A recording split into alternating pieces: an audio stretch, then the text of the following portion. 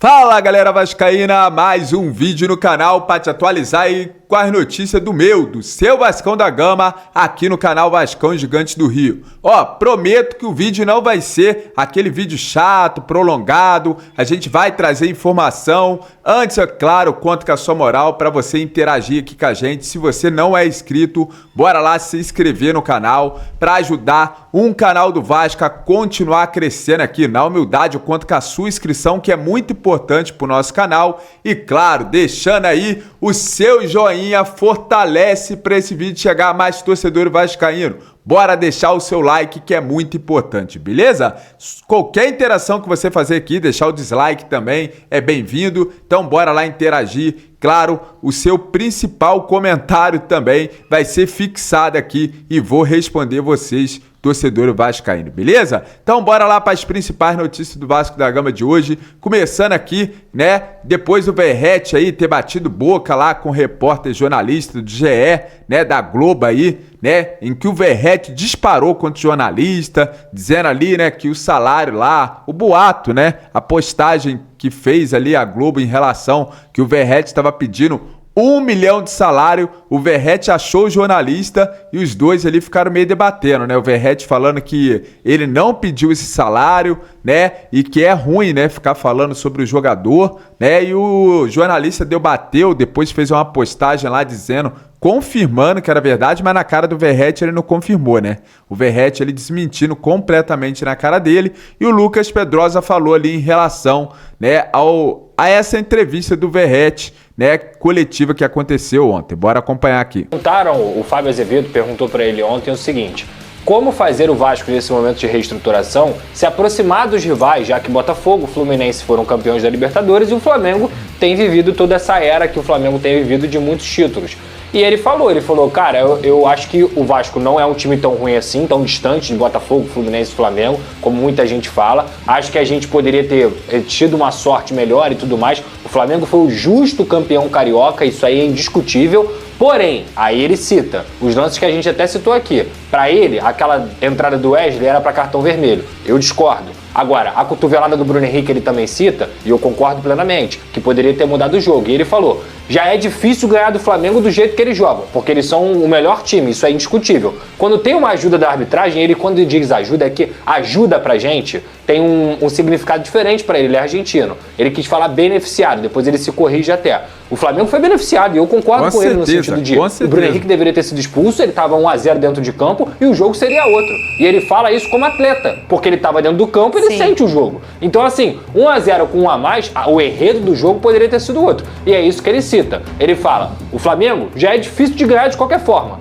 Tendo ainda o benefício da arbitragem, como foi no segundo jogo da semifinal contra o Flamengo, aí fica impossível. Mas em nenhum momento ele quis desmerecer o Flamengo, as pessoas recortam e postam em rede social uma frase. Aí outro dia eu vi uma emissora grande inclusive, colocando que ele tinha respondido o Felipe Luiz ontem, como se ele tivesse dado algum tipo de resposta para o Felipe Luiz. Não foi nada disso, não teve nada a ver. Eu caí nessa bait. A pergunta não teve nada a ver com isso.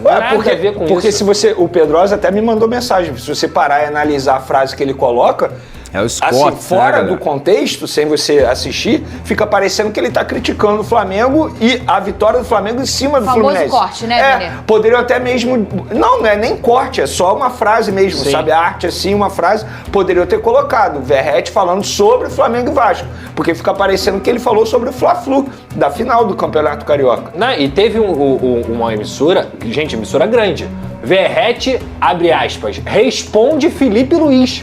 Isso é uma loucura, gente.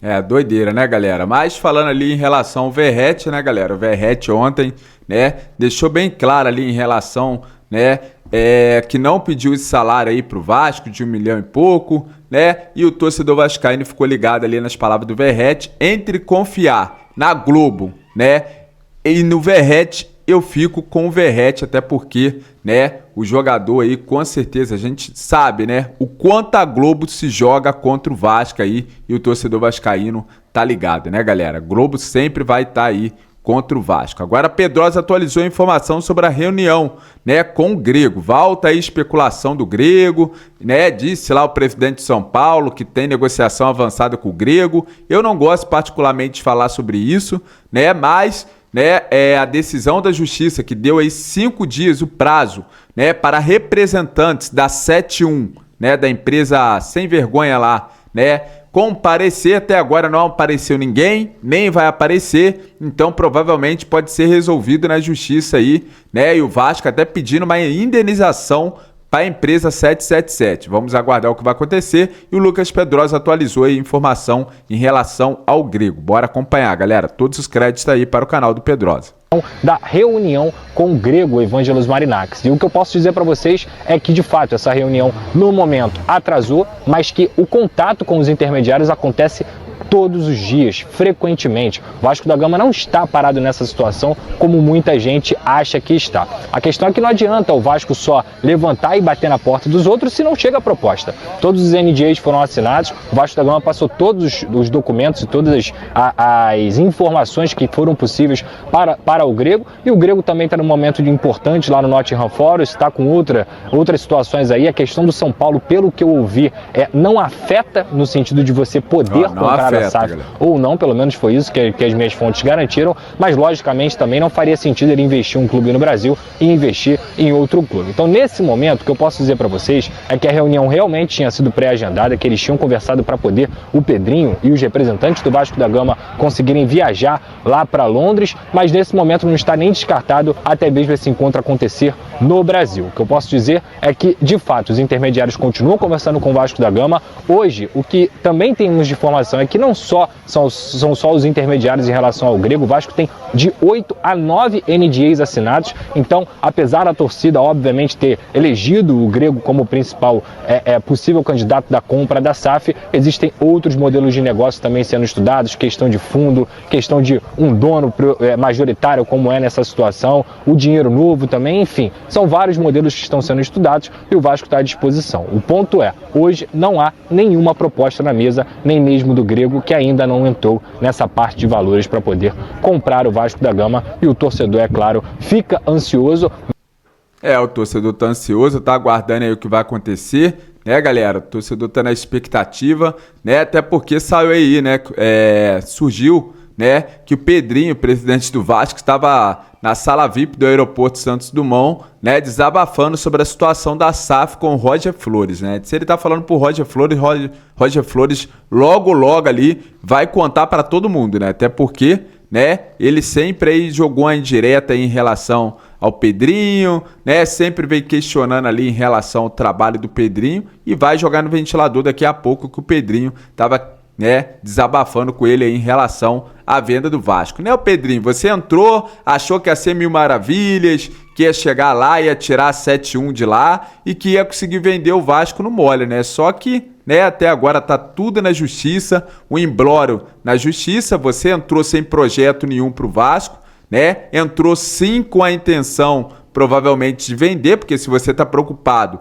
né, se o Vasco não tem investidor, então possivelmente você não tem como, né, continuar à frente da presidência do Vasco, ou seja, continuar administrando o clube do Vasco. Então, né, sempre foi a intenção. Essa eu vou deixar a minha opinião, tá? Não tô falando aqui, né, que o Pedrinho confirmou e afirmou isso. Tô deixando a minha opinião. Para mim, a intenção deles sempre foi passar o Vasco para um novo investidor, né, tirar o Vasco da 7-1, nessa empresa caloteira aí. Isso com certeza tem um apoio, né, de todos os vascaínos. Fez certo o Pedrinho, né, mas para mim, na minha opinião, né, tem a intenção, como ele já afirmou, né, ele já disse sim a entrevista coletiva que enquanto ele estiver sentado na cadeira de presidente do Vasco, a intenção dele é vender o futebol do Vasco, né, a SAF do Vasco. Então vamos esperar o que vai acontecer, possivelmente, né, acontecendo aí, né, a reviravolta na justiça em relação,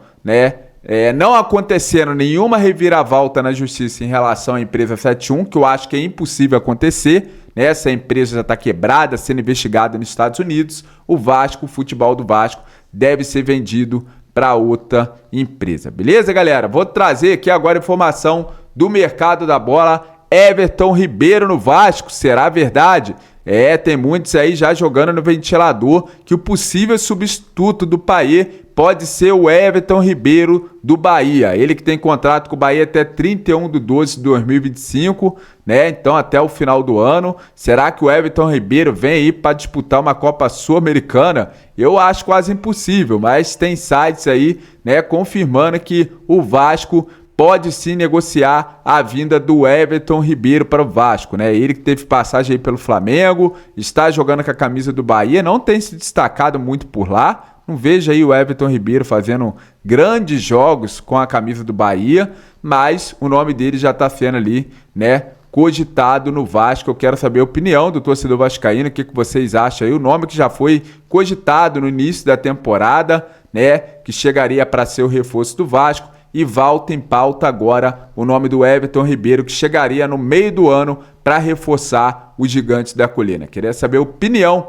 do torcedor vascaíno aqui nos comentários do vídeo, se você gostaria de ver aí, né? Porque o Payet vai sair agora, né? Provavelmente o Payet vai embora, né? Isso é evidente aí, o torcedor vascaíno já tá só aguardando, né, para dar tchau pro Payet, né? O Payet bater palma e a torcida dar tchau para ele e esperar aí quem vai ser o substituto do Payet. Então, Everton Ribeiro é o nome cogitado para assumir aí o meio de campo do Vasco ainda nessa temporada. Beleza, galera? Então cheguei ao final do vídeo agradecendo aos torcedores do Vasco que me acompanham até aqui. Daqui a pouco tem mais vídeo aí pra gente trazer mais notícias do Vascão. Muito obrigado por vocês terem me acompanhado até o final desse vídeo. Agradeço a cada um de vocês. Fique com Deus e até o próximo vídeo aqui do nosso canal Vascão Gigantes do Rio. A gente sempre atualizando as notícias do Vasco pra vocês, torcedores vascaínos. Valeu, galera. Tamo junto e até o próximo vídeo. Valeu!